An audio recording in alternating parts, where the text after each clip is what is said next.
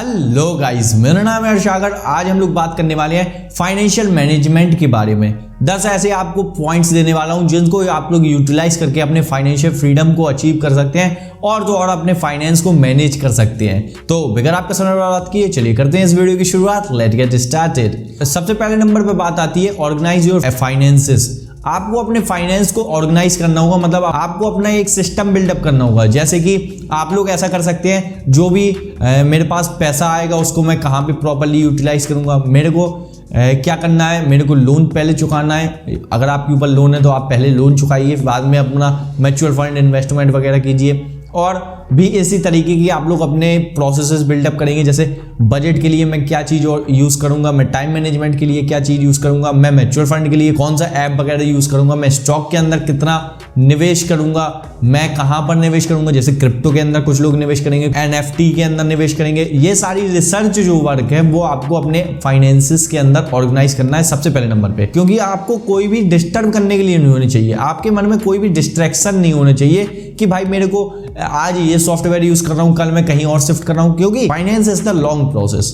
आपको इसलिए टिके रहना है। मतलब आपको ऐसा भी हो सकता है कि मैं किसी चीज को सेव करने के लिए, पैसों को सेव करने के लिए मैं क्रेडिट कार्ड लूँ। अगर आपका उसके मुख्तलिफ का काम है, आपको मिल सकता है तो आप ले लीजिए। जैसे एक्सपेंसेस को मैनेज करने के लिए आप एक्सपेंस मैनेजर को यूज कर सकते हैं। इसी तरीके से आपको अपने फाइनेंसेस को ऑर्गेनाइज करना है, एक सिस्टम बिल्डअप करना है कि आप कौन सा यूज करेंगे, ऐप यूज करेंगे, कौन सा उसूल अपनाएंगे अपने फाइनेंशियल को बढ़ाने के लिए। दूसरे नंबर पर बात करते हैं, आपको स्पेंड कम करना है, अर्न ज्यादा करना है। जो भी आप लोग अर्निंग कर रहे हैं उससे कम ही स्पेंड करें, क्योंकि उससे ज्यादा आप स्पेंड करते हैं तो इसका मतलब यह है आप लोन पे लेके लायबिलिटीज को खरीद रहे हैं, जो कि एक सबसे गलत काम है अपने फाइनेंशियल मैनेजमेंट को, अपने फाइनेंशियल्स को डिस्ट्रॉय करने के लिए, अपने लिए बर्बादी लाने के लिए। तो आपको ये गलती बिल्कुल भी नहीं करनी है। अगर आप लोन ले रहे हैं एसेट्स को बनाने के लिए तब ये बात सही है, लेकिन अगर आप लोन ले रहे हैं लायबिलिटीज को बनाने के लिए तब ये बात गलत साबित हो जाती है। इसलिए आपको प्रॉपर रिसर्च करके कोई भी बिजनेस स्टार्ट करना है, प्रॉपर रिसर्च करके कहीं पे भी इन्वेस्टमेंट करनी है। क्योंकि कोई ऐसा भी हो जाता है जब हम लोग भाई लालच में आके हम लोग पैसा कमाने के चक्कर में जाते हैं, वहां पे पैसा लगाते हैं, लेकिन हमको बाद में पता लगता है वो बिजनेस फेल हो जाता है और वो हमारे लिए एक तरीके से लायबिलिटीज साबित हो जाती है। तो यहाँ से हमको एक बैड चीज मिलती है, बैड रिएक्शन मिलता है। भाई मैं बैड एक्सपीरियंसेस के खिलाफ नहीं हूँ, मैं उसके खिलाफ हूँ कि आपको पूरी रिसर्च करके मार्केट में उतरना होगा, उसी के बाद आप स्टार्ट करें अपना बिजनेस। ये कहना है मेरा। तीसरे नंबर बात करते हैं, आपको जो भी आपके पास पैसा पड़ा है उन सब पैसे को वर्क पे लगाना है। फॉर एग्जांपल मेरे पास जैसे कुछ हार्ड कैश डाला हुआ था, मैंने कभी भी आपके साथ जिक्र नहीं किया। मेरे पास ओल्ड नोट्स की कलेक्शन था, उस कलेक्शन को जो कि मेरे पास लगभग 1,500-2 हज़ार रुपए का था, उस कलेक्शन को भी मैंने यूटिलाइज किया अपने जो फाइनेंशियल है उसको करने के लिए। क्योंकि मैंने एक मैथमेटिक्स अपनाई, मैं पुराने नोट्स को इकट्ठा कर रहा हूँ, बाद में कोई खरीदेगा इसकी क्या गारंटी है। भाई खरीदेगा, लेकिन कितने रेट पर खरीदेगा। वो चीज़ें मेरे को जब समझ में आई ना, तब मेरा दिमाग खुल गया। भाई इससे अच्छा तो शेयर खरीद के रख ले, बाद में बहुत ज़्यादा काम आएंगे। जो 1500 का अभी है वो 1.5-2 लाख का हो जाएगा जब तक तेरा नोट 15,000 का होगा। भाई ये चीज़ आपको भी मैं बताना चाहूँगा कि आप लोग भी अपने पैसे को काम पर लगाएं। जैसे उस पैसे को वो रखा हुआ था, उसकी कोई भी जिम्मेदारी नहीं थी, उसकी कोई भी वो नहीं थी, तो उस पैसे को मैंने काम पे लगाया, वो मेरे को अब डिविडेंड्स भी कमा के देता है और फ्यूचर टर्म में वो एक्सपेक्ट मेरे को बढ़ के भी देगा। अपनी तिजोरी वगैरह खोलिए, अपने बैंक अकाउंट वगैरह खोलिए, उसमें चेक कीजिए कि क्या मेरा पैसा मिनिमम बैलेंस से ज़्यादा पड़ा हुआ है बैंक में। अगर पड़ा है और ऐसे ही डला है तो आप उसको शिफ्ट कीजिए इन्वेस्टमेंट की तरफ, लिक्विड फंड की तरफ, आर्बिट्राज फंड्स के लिए। अगर आपको लंबे समय के लिए उस पैसे को इन्वेस्ट करना है तो आप लोग जाइए म्यूचुअल फंड की तरफ, शेयर मार्केट की तरफ और क्रिप्टो मार्केट की तरफ। और ये कहीं ना हो जाए कि आपके पास पैसा खाते में पड़ा हुआ था सिर्फ इमरजेंसी फंड को छोड़ के। कुछ लोग ऐसे भी होंगे जिन्होंने हार्ड कैश जिनकी तिजोरियों में डला होगा और उनको ध्यान भी नहीं होगा। उस पैसे को आपको काम पे लगाना है, क्योंकि वो पैसा आपके लिए एक तरीके से लायबिलिटीज बन के साबित हो रहा है। या फिर आप एक काम कीजिए, उसके बदले में लोन ले लीजिए। जैसे फॉर एग्जाम्पल हो सकता है आपके पास ज्वेलरी हो, उसके बदले में आप लोन ले लीजिए तो आपके पास एक फायदा हो जाएगा। जो आपके पास ज्वेलरी है, जैसे घर में लेडीज के पास ज्वेलरी होती है, भाई बहुत सारी ज्वेलरी होती है, तो उन ज्वेलरी के बदले पे आप लोग लोन ले लीजिए। क्योंकि भाई बेचने जाएंगे, बेचने से आपका भी फायदा नहीं है, उनका भी फायदा नहीं है, क्योंकि गोल्ड के रेट बढ़ते ही बढ़ते हैं। इसलिए आपको ज्वेलरी जो भी आप बचा के रखे हैं, आपके पास तिजोरी में रखी है, जो आपके पास एक्स्ट्रा है, उन सबको आप लोन पे उठा दीजिए। लोन के जो पैसा है उसको कहीं आप अपने बिजनेस के अंदर यूटिलाइज कीजिए या फिर कहीं ना कहीं उसको लगाइए, मतलब वर्किंग फ्लो बनाए रखिए। वरना अगर आप अपने पैसे को डले रहने देंगे, वेस्ट कर देंगे। अगर आपके पास, मेरा तो सीधा कहना है, अगर आपके पास ज़्यादा ज्वेलरी पड़ी हुई है तो आप उस ज्वेलरी को हटाएं और सोवरियन गोल्ड बॉन्ड्स को खरीदें, जो कि आपको पर ईयर 2.5% का रिटर्न भी देगा और अच्छा खासा, और आपको वहां पर इनकम टैक्स भी नहीं देना होता है। तो अगर आपको ये चीज जानकारी नहीं पता थी और पता लगी है तो आप इस वीडियो को लाइक। तो आपको अपने पैसे को काम पे लगाना होगा। कोई भी पैसा हो आपके पास, कोई भी एक्स्ट्रा पैसा हो, भले ही दूसरे का पैसा पड़ा हो, उसको भी काम पे लगा दो।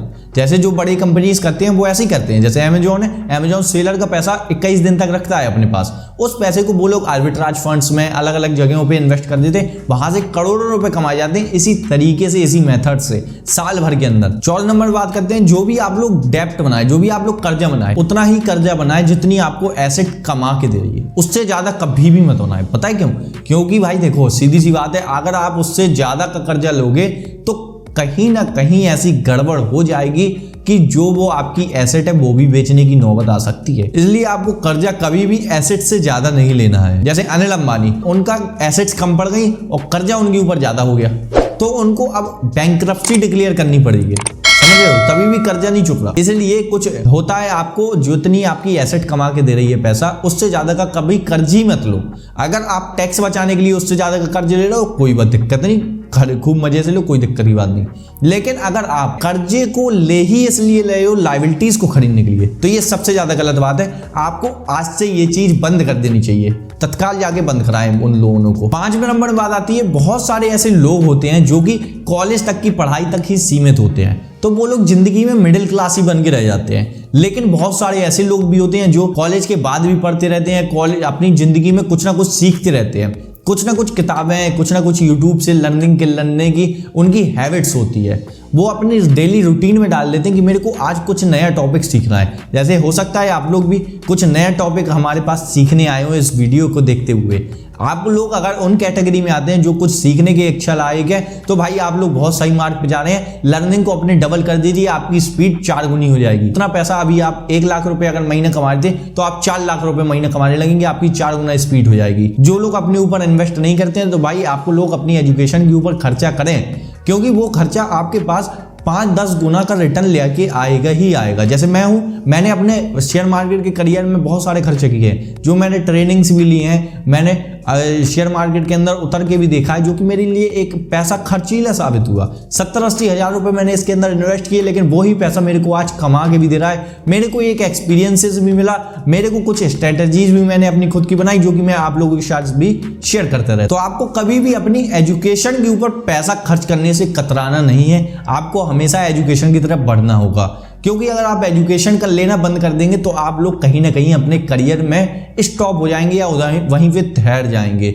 जैसा आप लोग कंफर्ट जोन के अंदर चले जाएंगे, और कंफर्ट जोन एक सिर्फ बहुत खतरनाक बीमारी है, जिसको इसकी लत लग गई उसको लग गई। इसलिए आज ही से एजुकेशन को लेना चालू करें।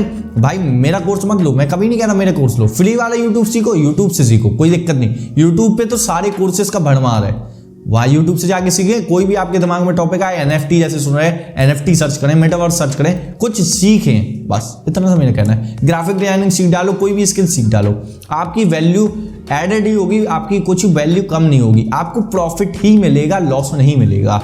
बस स्किल को आपको सीखते जाना है, लर्निंग लेती जानी है, काम खत्म। लर्निंग जो होती है भाई, भले ही आपके पास लॉस हाथ लाए, लेकिन उस लॉस से जो आपको एक्सपीरियंस मिलेगा वो सबसे ज्यादा आपके लिए पावरफुल होगा, क्योंकि आप उस एक्सपीरियंस को कहीं और पे भी यूटिलाइज कर सकते हैं। अगर आपको ये फाइनेंस की नॉलेज अच्छी लगी हो तो आप हमारे चैनल को सब्सक्राइब कर लीजिए और भी ज्यादा इंफॉर्मेटिव वीडियोस को पाने के लिए। धन्यवाद।